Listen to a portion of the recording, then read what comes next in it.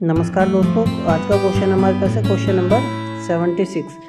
TIFR 2023 का question है। Question कह रहे हैं an atom of mass m, एक एटम है जिसका मास क्या है, m है, रेस्ट में है।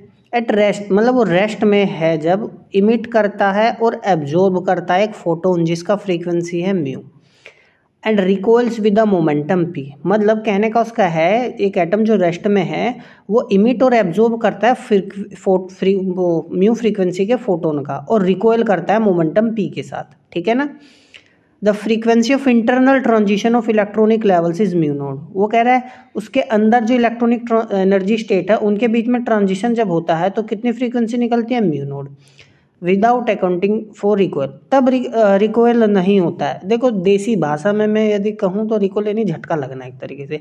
अब जैसे आप बंदूक चलाते हो, ठीक है ना, तो पीछे की तरफ जो झटका लगता है ना वही रिकॉइल होता है। तो वही कह रहा है इलेक्ट्रॉन जब एब्जॉर्ब करेगा और जब इमिट करेगा तो उसको झटका लगेगा पी, लेकिन जब इंटरनल ट्रांजिशन होगा तो कोई रिकॉइल नहीं होगा। Assuming the process is non realistic. वो कह रहा है नॉन रियलिस्टिक एज्यूम करना है प्रोसेस को। फ्रैक्शनल डिफरेंस पूछ रहा है, photon frequency for emission and absorption respectively are given by. तो फ्रैक्शनल डिफरेंस इन फ्रीक्वेंसीज पूछ रहा है, ठीक है। तो क्वेश्चन को सोल्व करते हैं। देखो हम एब्जॉर्प्शन का केस लेते हैं पहले कि भैया उसने एब्जॉर्ब किया है ना, फिर हम इमिशन का केस लेंगे। ये मेरे पास क्या है, एक फोटोन है, यहाँ मेरे पास क्या है, ये एक मेरे पास एटम हो गया, ठीक है, जो किस में है, रेस्ट में है। अब देखो ये जो फोटोन है इसकी फ्रीक्वेंसी कितनी है, म्यू। ये कौन एब्जॉर्ब कर लेता है, ये एटम उसको एब्जॉर्ब कर लेता है, ठीक है ना। तो यदि मैं कंजर्वेशन ऑफ मोमेंटम की बात करूं तो क्या होगा, मेरे पास क्या है, फोटोन और एटम सिस्टम तो है। यहां मेरे पास है क्या, फोटोन एटम सिस्टम है, ठीक है ना, एटम सिस्टम। तो conservation of momentum, conservation of momentum की बात करते हैं। अब देखो एब्जॉर्प्शन से पहले जब तक एब्जॉर्प्शन नहीं हुआ था तो जो फोटोन है ना, फ्रीक्वेंसी कितना है, म्यू, वो एनर्जी इतना होगा तो मोमेंटम इतना होगा। अब एक बात देखो, ये क्या है, मेरे पास एटम है, रेस्ट में इसका मोमेंटम क्या हो गया, 0 हो गया।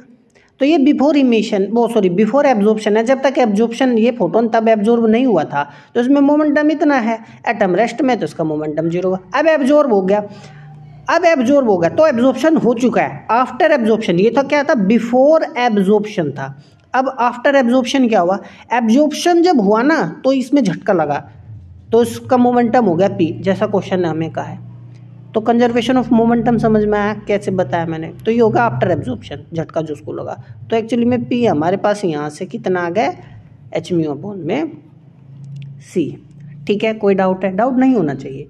बात करते हैं कंजर्वेशन ऑफ एनर्जी की। कंजर्वेशन ऑफ एनर्जी की यदि हम बात करें, ठीक है, तो एब्जॉर्प्शन से पहले कितनी एनर्जी है फोटोन के पास, एच म्यू एनर्जी है, समझ में आया। देखो मैं बिफोर एब्जॉर्प्शन बात कर रहा हूँ, फोटोन के पास कितनी है, जब तक एब्जॉर्ब नहीं हुआ था, तो एच म्यू एनर्जी है। एटम तो रेस्ट में है तो इसके पास कोई एनर्जी नहीं है भाई, समझ में आया, कोई एनर्जी इसके पास नहीं है। और नॉन रिलेटिविस्टिक कंसीडर करना है, कोई डाउट है। अच्छा, अब एब्जॉर्ब कर लिया, तो एब्जॉर्ब करने के बाद क्या हुआ, अब जब कोई भी एटम ये म्यू फ्रीक्वेंसी एब्जॉर्ब किया है ना उसने, ठीक है, तो उस स्थिति में एनर्जी कितनी हो जाएगी एटम की, रिलेटिविस्टिक कंसीडर करेंगे, नॉन रिलेटिविस्टिक कंसीडर करना है। तो पी मोमेंटम से रिकॉइल क्या है, मास उस एटम का m है, तो उसकी रिकॉइल एनर्जी कितनी होगी, पी स्क्वायर अपॉन में 2m, समझ में आया, ठीक है। अब फ्रीक्वेंसी एब्जॉर्ब करने के बाद, म्यू फ्रीक्वेंसी एब्जॉर्ब करने के बाद की मैं बात कर रहा हूँ, ये था बिफोर एब्जॉर्प्शन एनर्जी, ये है आफ्टर एब्जॉर्प्शन, ठीक है। वो क्या करता है, उसमें म्यू फ्रीक्वेंसी का ट्रांजिशन होता है, म्यू नोड फ्रीक्वेंसी का, तो वो एनर्जी होगी। तो कंजर्वेशन ऑफ एनर्जी कितना होगा, एच म्यू नोड हो गया। समझ में आया मैं क्या कह रहा हूँ, ठीक है, कोई डाउट है। देखो एच म्यू, देखो इसको हम ऐसे भी समझ सकते हैं, ये क्या है, आफ्टर एब्जॉर्प्शन। भाई एच म्यू एनर्जी फोटोन ने अब्जॉर्ब कर ली, कुछ एनर्जी तो उसको रिकॉइल में खर्च होगी जो है p²/2m, और कुछ H mu node energy transition करने में खर्च होगी। मान लो ये मेरे पास एक एटम था, इसको मैंने दी 10 यूनिट एनर्जी, ठीक है, तो 3 यूनिट तो मान लो रिकॉइल में खर्च होगी और 7 यूनिट एनर्जी का जो 2 एनर्जी के स्टेट थे इसके उसमें ट्रांजिशन होगा। इसको ऐसे भी समझ सकते हो, समझ में आ गई बात, ठीक है। अब देखो ये एच म्यू नोड इधर लेकर आओ तो एच कॉमन आ जाएगा, म्यू नोड, और ये हमारे पास कितना आ गया p²/2m, ठीक है। तो एच म्यू नोड, अब देखो p का वैल्यू रख दो, तो p का वैल्यू क्या रखेंगे, h² μ² 2mc², ठीक है ना, c है ना। अब देखो एक h से एक h कट जाएगा, अब मैं क्या लिख लूँगा, म्यू नोड, एक म्यू नीचे ले आओ, ठीक है, एक h से एक h काटा था, हमारे पास है खाली एक h बचा और एक म्यू बचा, और ये 2mc²। हमने किसका केस कंसीडर किया है, ये एब्जॉर्प्शन का केस कंसीडर किया है, समझ में आ गई बात। तो क्या हम खाली एब्जॉर्प्शन से आंसर बता सकते हैं, पता करने की कोशिश करो। तो हमारे पास देखो ये तो माइनस आ रहा है, ये नहीं होगा, ये नहीं होगा, बीच में 2 आना चाहिए, तो यही आंसर है ना, ये भी नहीं होगा, यदि यहाँ 2 होता, नहीं सॉरी, ठीक है ना, तो यही आंसर एच म्यू अपॉन में 2mc², यही मैच कर रहा है हमारे पास, ठीक है ना। अब देखो इमिशन का भी मैं आपको बताता हूँ, इमिशन का केस भी मैं ज़रूर आपको बताऊँगा। अब देखो इमिशन का केस क्या होगा, इमिशन का केस, अब ये मेरे पास क्या है, एक एटम है, ठीक है, इसने इमिट कर दिया एक फोटोन जिसकी फ्रीक्वेंसी क्या है, म्यू। समझ में आएगी बात, कोई डाउट है। अब बात करते हैं कंजर्वेशन ऑफ मोमेंटम की, ठीक है, कंजर्वेशन ऑफ मोमेंटम।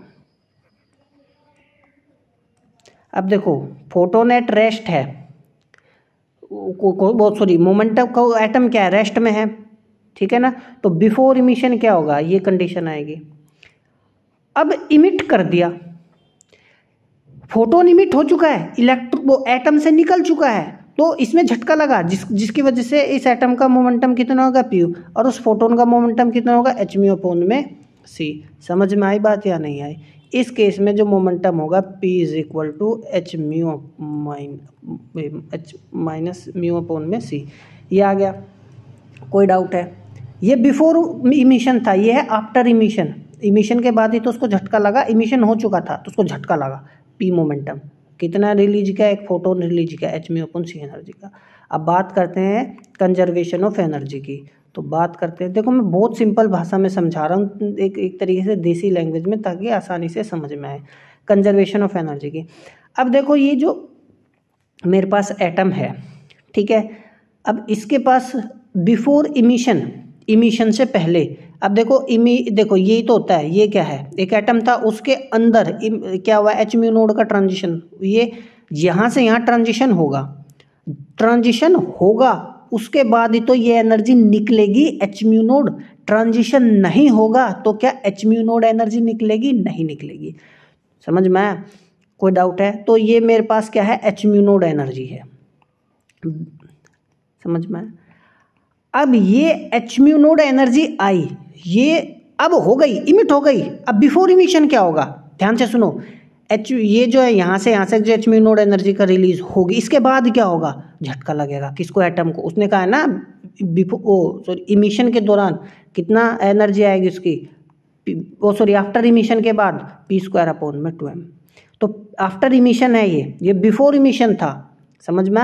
तो आफ्टर इमिशन एटम का एनर्जी इतना होगा। अब लेकिन इमिशन के बाद उसने क्या किया, समझ में, उसने एच म्यू एनर्जी भी तो रिलीज की, ठीक है ना, समझ में। तो ये 2 एनर्जी आ गए मेरे पास।